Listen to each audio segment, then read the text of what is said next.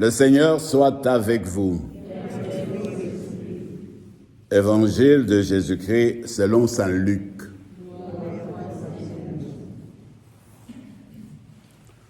En ce temps-là, lorsque Jésus fut près de Jérusalem, voyant la ville, il pleura sur elle en disant : « Ah, si toi aussi tu avais reconnu en ce jour ce qui donne la paix.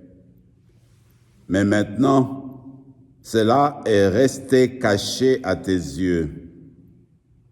Oui, viendront pour toi des jours où tes ennemis construiront des ouvrages de siège contre toi, t'encercleront et te presseront de tous côtés. Ils t'anéantiront pas, toi et tes enfants qui sont chez toi. Et ils ne laisseront pas chez toi pierre sur pierre, parce que tu n'as pas reconnu le moment où Dieu te visitait. Acclamons la parole de Dieu.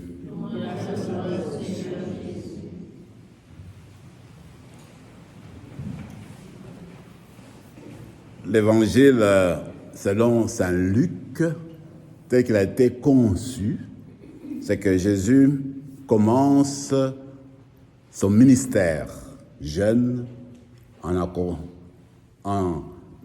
acceptant d'être avec les personnes, même en donnant le nom des apôtres. Mais ce que je veux dire simplement, c'est ceci: il commence au début, et puis il commence à monter jusqu'à Jérusalem. C'est Jérusalem qui va donner sa vie. Donc cela commence dès le début. Il est toujours en train de monter. Alors cette partie de l'évangile d'aujourd'hui, nous sentons d'arriver à la fin. Jésus est en train de se rapprocher de Jérusalem. Bientôt, il va entrer dans la ville. Alors les anciens, les spécialistes aiment à dire qu'à ce moment-ci, il y avait un endroit, encore aujourd'hui, quand tu te rapproches de Jérusalem, tu avais une belle vue, tu pouvais voir la ville assez bien. Alors Jésus arrive à ce moment-là, il regarde Jérusalem, elle commence à pleurer. Pourquoi? Parce que il avait tout fait pour que le peuple puisse le reconnaître comme Messie.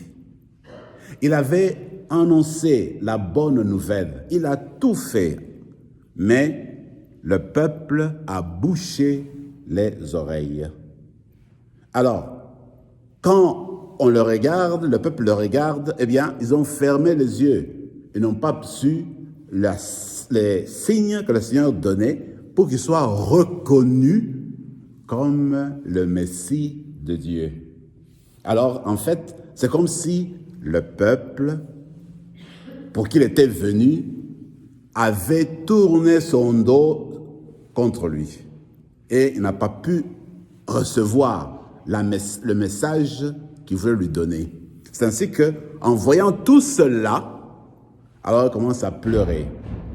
Parce qu'il a souhaité de voir le changement fond, un changement très fond, un changement de fond. Et puis, ce qu'il a vu de son côté, cela ne s'est pas arrivé. Cela n'a pas pu avoir lieu. C'est ainsi qu'il se tourne vers là et certainement qu'il demande la grâce de Dieu, voir s'il peut y avoir une autre alternative. Mais ce qui est beau, c'est qu'il faut se tenir compte, ce n'est pas tout le monde qui dit non au Messie. Il y a quand même des gens qui vont accepter. Mais tout ce qu'on sait qu'à Jérusalem, comme on sait, à Jérusalem, il va être à la croix et puis de là, il va donner sa vie pour le salut. Maintenant, moi, je me suis dit, mais en fait, en regardant l'histoire de Jérusalem, il faut éviter de ne regarder que Jérusalem. Peut-être que la Jérusalem d'aujourd'hui, c'est chacune d'entre nous, le cœur de chacune d'entre nous. Peut-être que nous autres, le Seigneur veut venir à nous, continuellement. Comme je disais au début de la messe, le Seigneur vient à notre rencontre. On peut faire la même chose que Jérusalem. On peut se boucher les oreilles. Le Seigneur parle, on ne saisit pas, on ne comprend pas. On peut fermer les yeux pour ne pas voir les signes que le Seigneur nous donne pour nous permettre de changer, de reconnaître la présence du Messie au milieu de nous. On peut aussi fermer notre cœur, cadenasser notre cœur. C'est-à-dire, le Seigneur veut entrer dans notre cœur, se fermer. Alors, je l'ai déjà dit, ici, à la cathédrale, moi je me dis, ce qui est merveilleux et qu'on ne peut pas trouver dans les autres religions, notre Seigneur tient à notre liberté. Quand il pleure devant Jérusalem, il ne sait rien faire. Quand Dieu te dit, écoute, viens, je suis là, mais tu dis non, il n'y a rien qu'il peut faire. Ouais. Alors, le Seigneur pleure parce qu'il regarde, tout est là. Il y a la conversion, les grâces sont là, les bénédictions sont là, mais nous n'avançons pas. Nous avons fermé notre cœur. Alors, ce qu'on va faire, on va demander cette grâce-là au Seigneur, de donner la grâce, surtout l'Esprit Saint, pour nous ouvrir les yeux, pour qu'on puisse voir les signes de Dieu, du Messie qui vient encore aujourd'hui chez nous, aujourd'hui. Que le Seigneur puisse ouvrir notre cœur, puisqu'il vient demeurer en nous pour nous donner la paix dont on a besoin. On va faire la même chose pour que notre langue, qu'avec la langue ici, qu'on puisse annoncer la bonne nouvelle, pour annoncer l'évangile. On va faire cela. Et puis, vous savez que ce dimanche, on commence, c'est la belle fête, la solennité du Christ roi. Alors, le Christ roi, c'est quoi? Il vient habiter dans nos cœurs. Alors, on peut commencer à se préparer déjà maintenant. Quand on va célébrer l'Eucharistie, on peut demander cette grâce-là. Seigneur, prépare notre cœur pour que Jésus, qui est notre roi, le roi de l'univers, quand il vient habiter chez nous, bien qu'il trouve l'espace en nous. Qu'on se vide de l'orgueil, de tous les péchés et de tout ce qui nous empêche d'aller loin, mais que le Seigneur vienne chez nous habiter dans notre cœur pour que nous puissions avoir en nous et qu'il règne en nous. Alors quand Jésus règne en nous, nous conduit vers la paix, la tranquillité, l'amour, l'entente.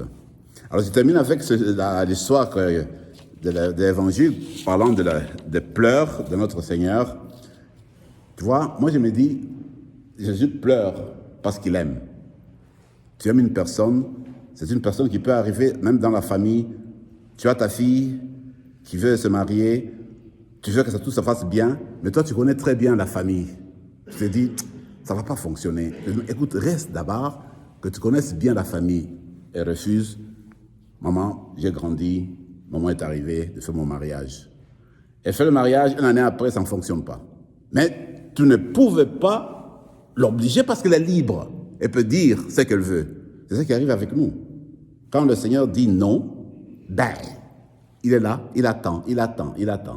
Alors moi, la grâce que je peux demander aujourd'hui pour chacune d'entre nous, c'est de désirer la paix pour les personnes qui nous entourent et avoir le sentiment de souffrir.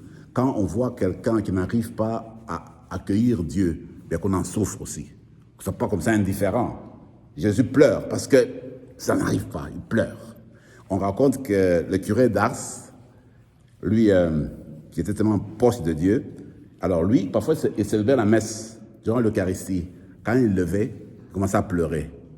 Tout le monde le regardait dans la messe, il pleurait. Et il a fait plusieurs fois. Pourquoi? Il explique, il dit, il voit tellement l'amour de Dieu dans l'Eucharistie, tellement Dieu aime le monde, il veut tellement les aimer, être là pour eux. Mais il y a une indifférence. On voit ça, il pleurait lui, de lui-même. C'est une grâce. Peut-être qu'on va demander cette grâce-là, de reconnaître que Dieu nous aime et il souffre quand nous refusons d'aller vers lui. Demandons cette grâce de faire la même chose, de répondre oui, de lui dire oui quand lui vient chez nous. Amen. Amen.